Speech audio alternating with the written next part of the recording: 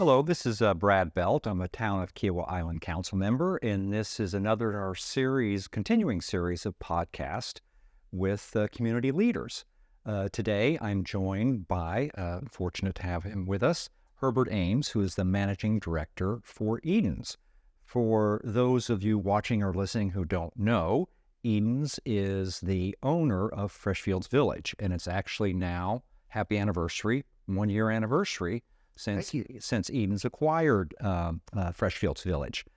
I'm not sure most people kind of appreciate or understand what the implications are of a change of ownership of Freshfields and Edens acquisition.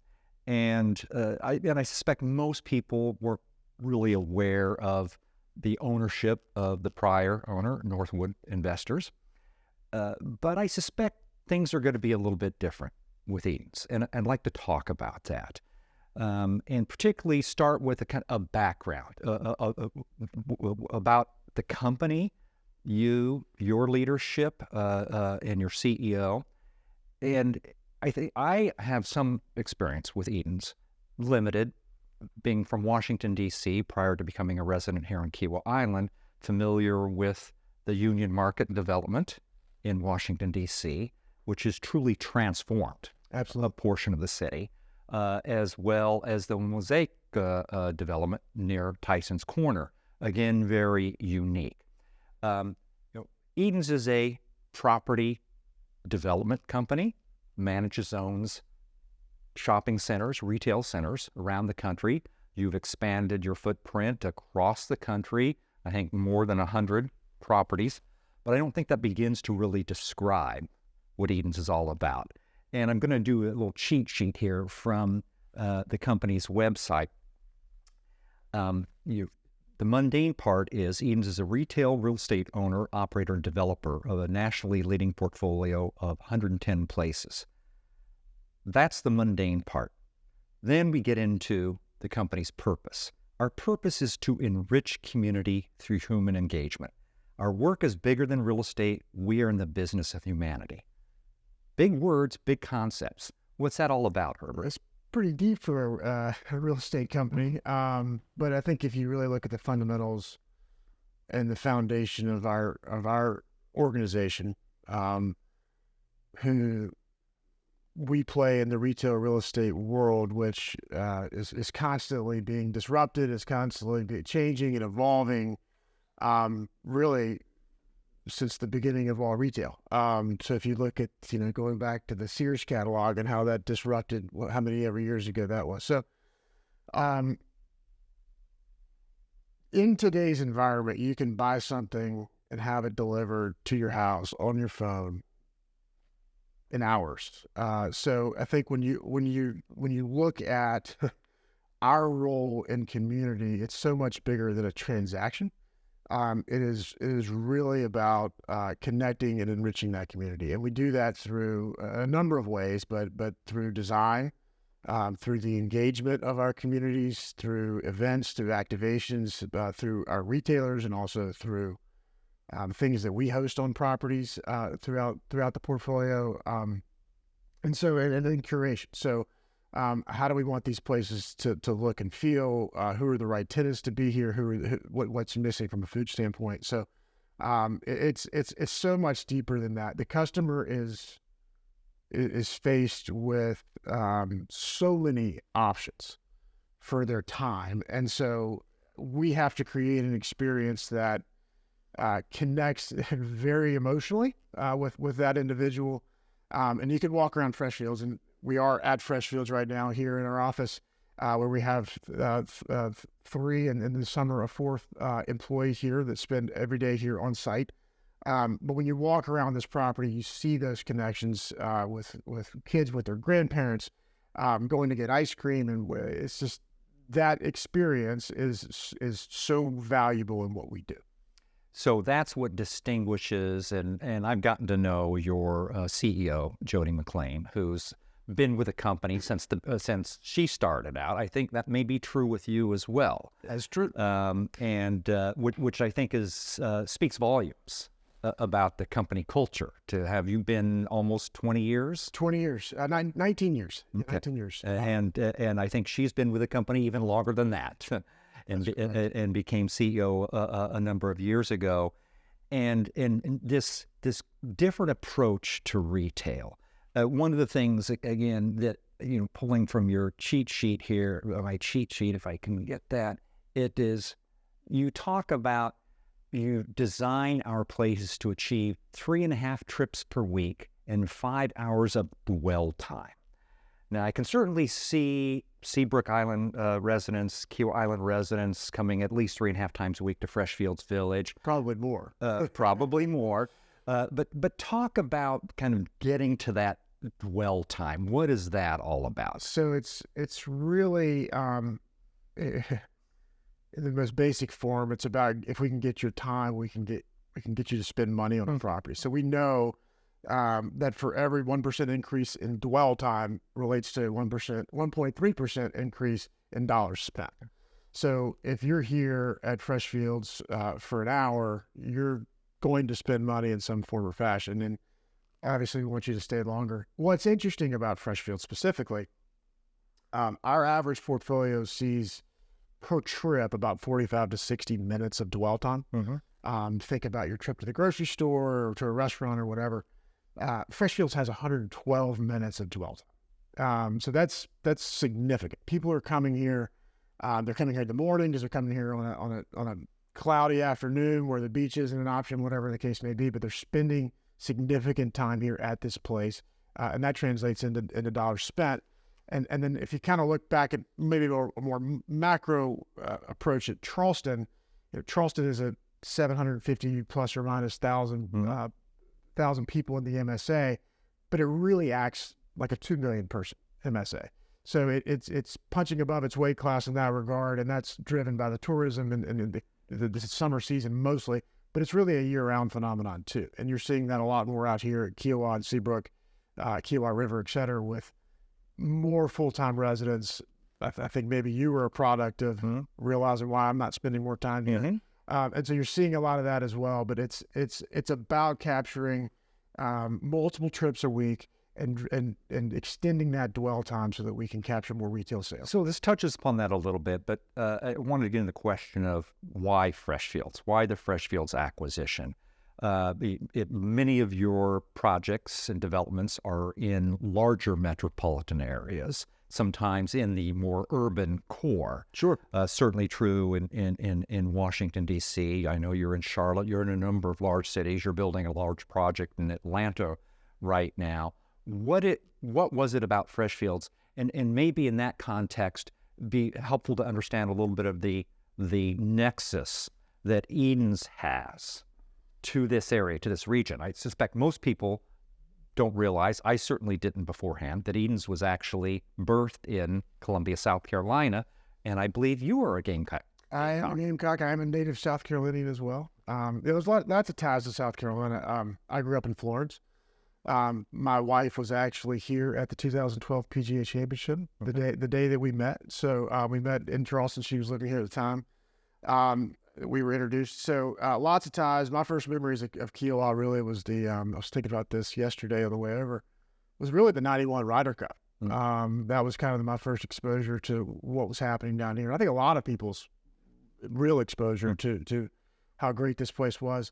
From a company perspective, our company has deep roots in South Carolina. Mr. Edens left the family food store business in the mid-1960s and got into the real estate development business and built the company from the ground up in the late 1960s. And it's really to that end. We still have a huge presence in Columbia with a lot of employees and assets there. And so the opportunity to acquire in Charleston, which has been on our radar for a while and trying to find the right opportunity, when this opportunity arose, it just checks so many boxes. There's a built-in legacy here of being a great place, being a destination, the things that we would do to a property that we're already kind of in place and to a large extent. So it's about the continued evolution of these things. The marketing and the events and the programming where we've continued that legacy and working to make it better and build on the great foundation that the previous owners had established. And so there's all sorts of parallels. And to that end, we've just acquired another asset here in the Charleston market over in Mount Pleasant, which we're extremely excited about. Moultrie Plaza there on Coleman Boulevard, right in the heart of the old village, where there's a huge community story to be told there. It's the start of the Cooper River Bridge Run. So there's a lot of interest in Charleston nationally right now, and I think it's on everybody's radar. And again, it's an MSA that on paper is a smaller MSA, but when you really look at the retail spend here and the impact of that dollar in the tourism, it's a significant market. Well, we certainly, not just the full-time residents here, but you have nearly 500,000 visitors a year to the Sea Island. So absolutely. I think that gets to your point about kind of the multiplier effect. And I was familiar with your acquisition of Moultrie Plaza. Make a truck across the Ravenel Bridge every once in a while because Bottles is located there. My hope is that very selfishly, as a wine aficionado, that perhaps we can see an offshoot of Bottles here in Freshfields Village or in the area some point in time. But well, stay tuned. Stay tuned down the road. So I understand, checking the boxes, Freshfields Village, really interesting dynamics, a growing region, relatively high income. What is the vision for Freshfields going forward? You've had this property for a year now.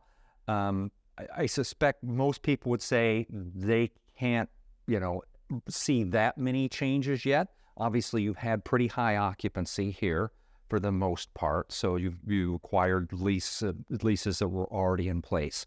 How do you see, or what's the Eden's vision for Freshfields? And you talked about that evolution going forward. So it's largely it's a continuation of this great legacy that's already here. It is a kind of must-stop destination for folks coming into the islands on vacation, and so it's about really preserving that legacy. So the changes that we've probably, you may or may not have even noticed, or have been subtle to this point. A few moves, a few relocations, some leasing, some renewals, some things of that nature that to the average shopper, they don't really see most of that stuff going on. I would tell you that there's probably, obviously we have the future Harris Teeter. And we'll touch upon that in a minute. Yep. That would be the backfilling of that opportunity is a big focus right now for us, as you can imagine. And the other opportunities really are just the continued evolution of and gradual evolution and improvement of the property, whether that's improvements to some of the common areas, whether that's additional built GLA, built retail that we have a couple of pads that we can add to this if the timing is right and the right merchandising is there. So we're going to continue to refine and continue to cultivate this mix to just continue to evolve to meet the growing needs of the community. And that's really that tweaking that just comes with everything we do. We're constantly looking at ways to upgrade, change, move things around. Retailers change. We just signed a lease this morning, actually, with one of our retailers here to double in size and to expand. So it's a constant evolution to get people in the right opportunities to be successful. And so that's how we view Freshfields. Another big opportunity here is the upstairs. With more full-time population that's coming here, we still have some upstairs opportunity for folks that want to have a place to go, an office, if you will. Some medical coming into the neighborhood more broadly, but also here. So upstairs is an opportunity for us to continue to create value. And so you're not, maybe the average consumer is not going to see much of that either, but there's a tremendous opportunity there. How going forward, I mean, obviously retailers do tend to come and go. What is the Eden's kind of ethos with regard to the right mix of local ownership, small shops, boutiques, versus national brands? It's a great question, and it varies, right? So there's a healthy number of national brands here, and there's a healthy number of locals here. And that balance is what creates a great place in our minds. And so if you go back to the pandemic, if you might recall, there was some, maybe some of your favorite restaurants or boutiques maybe had GoFundMe pages, and people were pouring out their support for these locally owned businesses. I didn't really see any GoFundMe pages for some of these national retailers. So it's local retail and those personalities that create loyalty to place that is wildly important. We don't want to be a place that you can find in any metro area in the country. We want to create an interesting experience.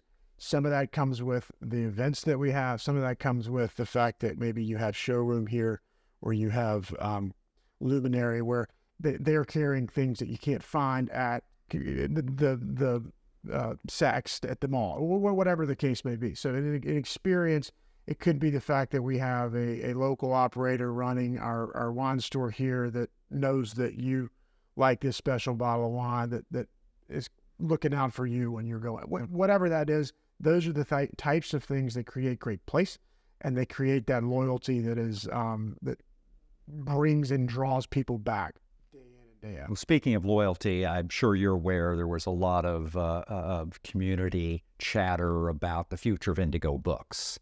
And that's one of those properties here in Freshfields that's much beloved by many. But at the end of the day, and I think Jody, your CEO, has kind of used this term, whether cool but also commercial, or cool and credit-worthy. You want to make sure you have interesting mix of tenants, but also you need to make sure that it's actually a market for whatever the service or products that they're providing.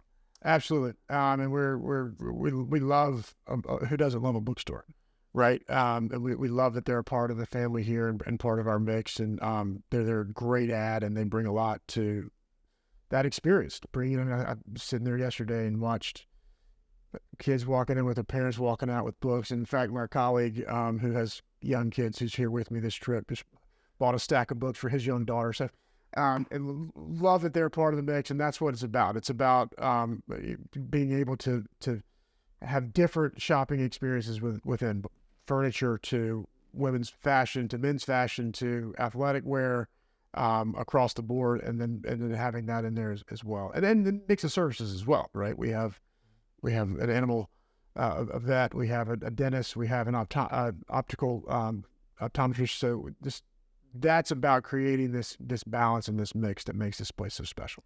So what about on the kind of the food and beverage front going forward? Any thoughts about any changes we might be seeing coming down the road? Certainly, again, in the listserv, when people are talking about, and we want to talk about the Andel West project and integration of that with Freshfields and what additional food offerings might come in. My wife wanted me to ask specifically about more healthy food options. In D.C., you're familiar with Sweet Green, yep, or Chopped or others. Really no offerings like that. The one thing, when we go back to D.C., I don't know if this is true about others that have continue to have properties or homes elsewhere, is first thing we do is go to Rasika, which is a well-regarded Indian restaurant, because those kinds of offerings you don't find as much here. I don't know what your thoughts about. Food and beverage is such a big part of what we do. No, I would tell you there's a lot of interest in being a part of this community. In Charleston, obviously, my wife actually works for a restaurant group out of Charleston. But there's a lot of interest in folks wanting to be here. Right now, we have a healthy roster of F&B. We will continue to look and evaluate that long term. We also, as I mentioned earlier, there's an opportunity potentially in the future to add some retail spaces that could end up being F&B. So we'll continue to evaluate that, but nothing immediate on the horizon for any significant changes in that regard. Let's talk about the other aspects of kind of building community events and programming. There's been a Music's on the Lawn or the Green series. I believe you're kickstarting the Starlight Cinema series again. Yes, we are, and that took a little hiatus, and that's coming back end of June through the end of July, and so that will be on Wednesdays. But more holistically, we host about 100 events here a year, which is a healthy roster of activations and marketing, and a lot of that is focused in the summer months, as you can imagine. I think we have a spring shag night. I think we had to move that from the dock to the green space because it had such an increase in traffic this year. We had attendance doubled this year through that series. We've seen a 20% increase over 2022 in our Friday night music series. So people are coming back out in droves, and it's really amazing because we thought last year was fantastic, and this year we're seeing a huge increase in folks coming back out. So we have a team here locally that's supported through the corporate office on marketing. We're continuing to look at these programs and make sure that we're providing something that's engaging and interesting to our visitors and our customers. So. But that is a big piece of this legacy that I mentioned. That infrastructure was already here, and something that will continue as well going forward. And looking to do new and interesting things with partnerships, and we do a lot of work with Andel, the hotel here, Andel Inn, but doing a lot here to continue that. Okay. For sure. So let's talk a little bit now about the Andel West development, and whether it continues with that name or not. I think is one of those issues that's out there of interest to the community, and I suspect to you as well. You've been the point person on this acquisition. You've also been integrally involved in discussions with Riverstone and other stakeholder interest regarding development around Freshfields. And as you well know, what the community expressed a strong desire for was, if there was going to be additional development around Freshfields, that it be fully integrated into Freshfields, that it become a seamless experience from the standpoint of somebody visiting the property, from a vehicular, pedestrian standpoint, as well as an aesthetic standpoint. Interested in your thoughts about that process, because obviously there's competition. That's a different property owner. And there are issues. You're going to be losing your primary commercial tenant, which is Harris Teeter, essentially moving next door. So you had to make some concessions and accommodations. Maybe talk a little bit about that process and how Edens has looked at that. Sure. So first and foremost, we were aware, eyes wide open, of the relocation of the grocery store when you acquired. Yeah. During the acquisition. Yep. And before, that was not a surprise to anyone. We knew it. We knew there was robust interest in backfilling that space. And obviously I can't talk much about those conversations, but there is significant interest from a host of players that would like to be a part of this community. But it became, and I guess maybe to back up, so we took the first couple of months and really listened to a lot of the community stakeholders after our acquisition last summer, and everything you said is kind of bringing back all the memories of those conversations and the reactions. One of the things that's interesting about the process, just more specific to that development, is there's the town of Kiowa, there's Charleston County, there's Seabrook, there's the stakeholder, the resident, there's just a lot of people that, a lot of moving parts, a lot of involved, and obviously the Freshfields Village and the desired connective opportunities there was a big part of that too. But so it was an interesting process, and that is still going on, obviously, as you well know. But we do believe that. And we heard the neighborhood loud and clear, and I think the plan that's ultimately being tossed around right now makes a ton of sense. It definitely provides for the pedestrian vehicular connectivity that you mentioned, and it feels as if it's a real expansion of Freshfields. And so that became clear in the conversations with really everybody that original plan really felt disjointed and disconnected to Freshfields, and some of the proposed access just was not maybe the right spot, whatever, and that it became apparent that this notion of an expanded village was the desire of the community, and give credit to Riverstone, they heard that loud and clear, and it's not easy to change course when you're down the road on things of that nature, and I still got some work to do in that regard, but it sounds like they're coming back to the table with a lot of community support, and so we're excited about it. We think it's the right thing to do. Yeah, it might have been easier for us just to kind of put them over there and be separate, and kind of hog Freshfields Village to ourselves, but we think the right thing for the community was to bring that in and make it more of an expanded extension of the core of Freshfields. So one of the consequences of this evolutionary process, and kind of going back to square one almost in some respects, to this new plan, that seems to have been embraced by the community is as much as anything else is a reflection of a series of compromises and significant community input that resulted in something that now everybody looks at and says, this is demonstrably better than what was first presented. But it's also delayed everything from what might have been. Harris Teeter's lease was going to be up relatively soon.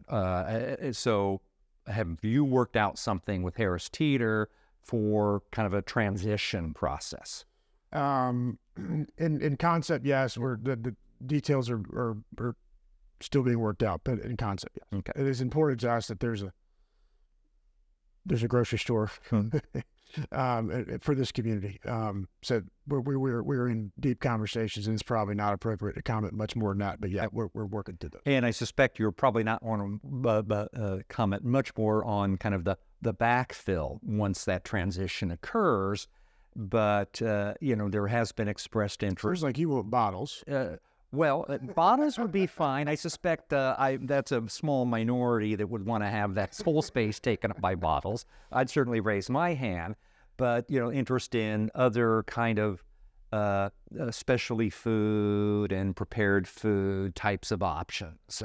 Yeah, there's broad interest from a host of folks, and so that's part of our process of making sure that we align whoever that is, and make sure that they are filling that need. And we think that there's a significant need with not only what's here today, but also with the continued growth of the islands, and especially everything on John's Island. There's definitely a need. So okay, stay tuned. One other issue that's of interest to the community, the town of Kiawah Island is working on its Go Green initiative. For Edens is committed to all its public spaces being carbon neutral. Maybe talk a little bit about what that involves, how you're engaging with your tenants, the retailers, and then also as part of that, probably 18 or 20 of your properties around the country have EV stations. Is there any prospect for something like that here at Freshfields? Yes, would be the answer to that, and that's something we're looking at across the board everywhere. In fact, we have a project in Atlanta, and most projects, new development projects, are now it's a requirement to put those in. The municipalities are requiring a certain percentage of your parking spaces to be either set up or to be set up in the future. A lot of that work, most of the energy consumption in our places is done in the tenant spaces. So the common area stuff is obviously stuff we control, and all of that is we have made a big push to switch over to LED lights in the parking lots and so forth. So those are the things that we can control. The other things that we can control are on new leases and how these tenants build out their spaces. So a lot of that is required in the lease, in their work letters, that they use sustainable practices in building out their spaces. I know we're engaged here locally with some folks from the town of Kiawah on y'all's Go Green initiative and how we can supplement that and support that here at the property. So we have recycling on site, other things, but that is a big initiative of our organization as well, and that's something that you'll see here at Freshfields. Okay. And the last question, Herbert, is really what are the opportunities for the community to engage with Edens? If community members have what they think are great ideas about programming, is there somebody they can talk to? And then talk a little bit about how Edens engages with the community proactively, because I'm familiar with something that you do in Washington, D.C., which is kind of a Sunday supper series that I think the CEO is very involved in herself. I don't know if you have any plans in that regard here, but are there opportunities for engaging with Edens to continue this concept of building a community together? Absolutely, and it's something that we are thinking about in a host of ways. But first, I would say through the website Freshfields or our Edens.com, there's opportunities to reach out, swing by the office. We're right here on property. We have Nancy and Karen would love to take your ideas. 165 Village Green. Yeah, right next to the new optical above the pizza spot hotel. But swing by, say hello, introduce yourself.